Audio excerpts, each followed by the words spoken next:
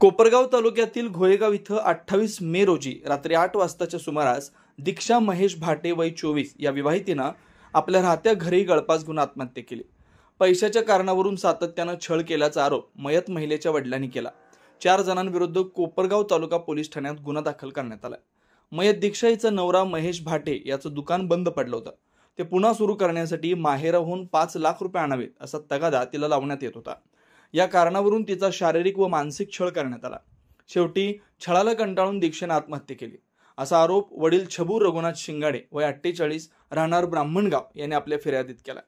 या प्रकरणी नवरा महेश भाटे, सासरा भीमराव मगन भाटे, सासू संगीता भीमराज भाटे आणि आजे सासू पार्वताबाई मगन भाटे यांच्या विरुद्ध कौटुंबिक छळ व आत्महत्येस प्रवृत्त केल्याचा गुन्हा दाखल करण्यात आला। पोलिसांनी घटनेचे गांभीर्य लक्षात घेऊन चौकशी सुरू केली। पुढील तपास पोलीस निरीक्षक संदीप कोळी यांच्या मार्गदर्शनाखाली सुरू आहे। या घटनेमुळे घोळेगाव गावात आणि परिसरात हळहळ व्यक्त होते। विवाहित महिलांवरील छळाचा मुद्दा पुन्हा एकदा ऐरणीवर आलाय।